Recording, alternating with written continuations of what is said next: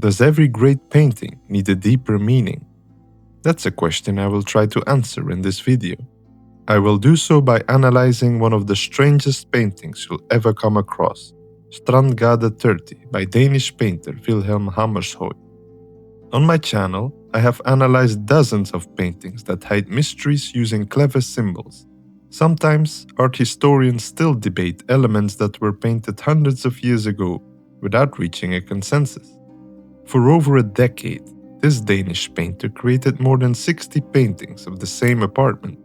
The same rooms, the same walls, the same doors, painted over and over again. And in many of these works, a woman appears, always dressed in black, standing quietly in one of these rooms. But there is something unusual about her. She is almost never facing us. Instead, she turns away, absorbed in something we cannot see, as if she is deliberately hiding from us. Art historians have spent over a century trying to decode these paintings.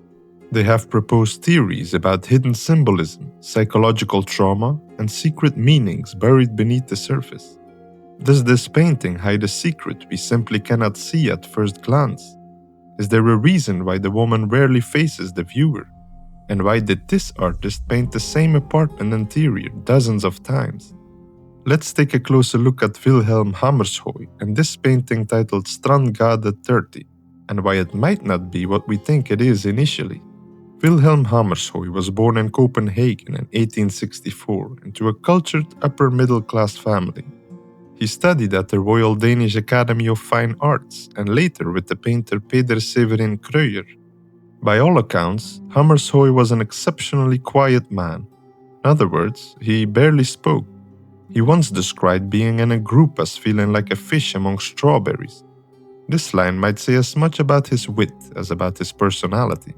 He rarely spoke about his art and left behind almost no personal writings to explain his motivations. In 1891, he married Ida Ilsted, the sister of his close friend, the painter Peter Ilsted.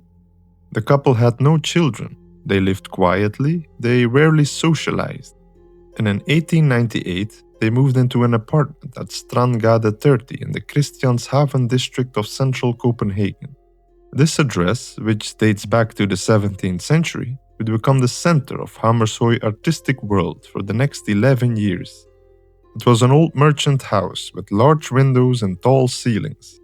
Upon moving in, Hammershoi made a number of unusual decisions. He had all the woodwork painted white, the walls were covered in a cool dove gray, the floors were stained dark brown, and most remarkably and unusual at the time, he removed nearly everything. Where most bourgeois homes of the era were filled with ornaments and decorations, Hammershoi stripped his away. He once remarked how much better homes would look if all this rubbish could be got rid of. He was a true minimalist. What remained were a few carefully chosen pieces, a mahogany table, a pair of sofas, a piano. These objects reappear in painting after painting. He rearranged them slightly, just so all of his paintings wouldn't look exactly the same. And the apartment itself, those quiet grey rooms, became his obsession. Over the course of a decade, Hammershoi painted the apartment at morning, at noon, and at night. 1/3 of his entire body of work features this single apartment. Now this is where art historians began searching for meaning. Why would an artist return to the same subject so obsessively? Surely there must be something he was trying to express. And then there's Ida. In many of these paintings, his wife appears. She stands by a window, or near a table, or in front of a door.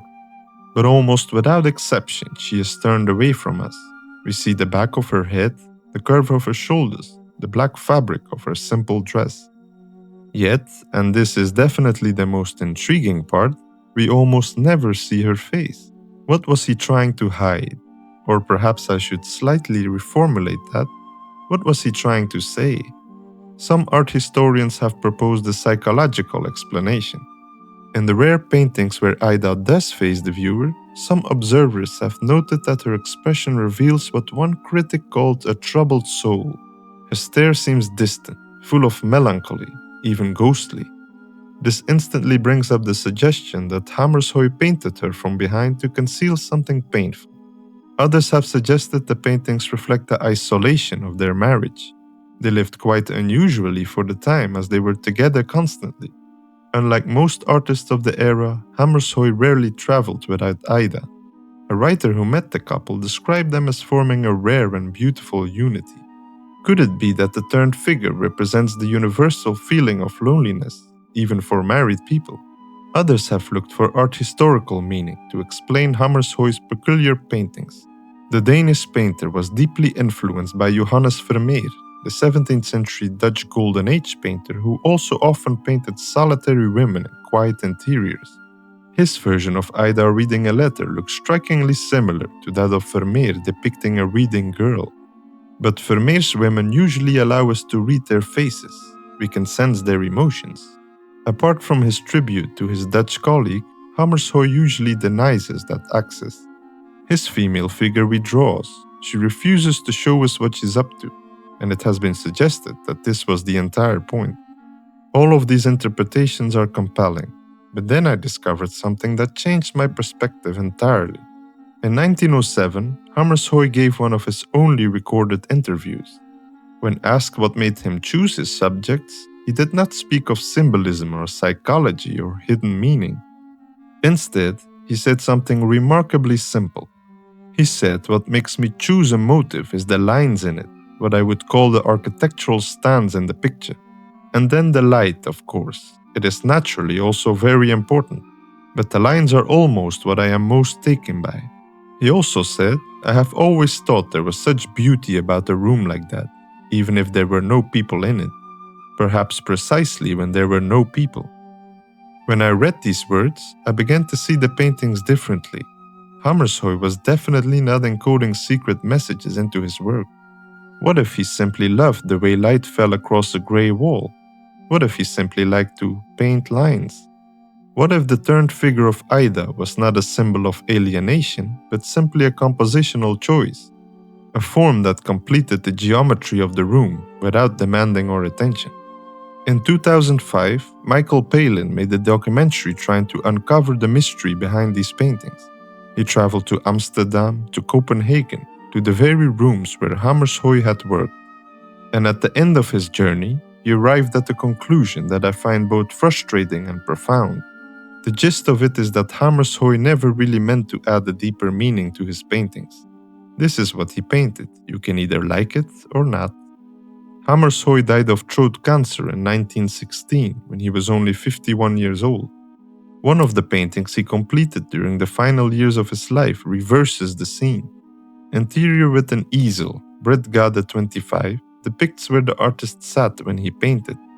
Even this painting refuses to reveal anything about this mysterious painter. It stays silent, just like the man himself.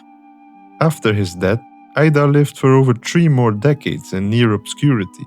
She certainly didn't want to draw any attention to herself, just like in her husband's paintings. He left behind dozens of paintings that give us nothing to hold on to. No story, no explanation, no resolution. Just light falling through a window. Just a woman standing in a room. Just a wooden floor, gray walls, and white doors. My conclusion about these paintings is that it actually hurts to look at them. And that's because we are so desperate to give meaning to everything. Sometimes, however, and that's not easy to deal with, there's just silence and nothing more. I'd love to hear what you think about Hammershoi's paintings in the comments below. Thanks for watching and see you in the next video.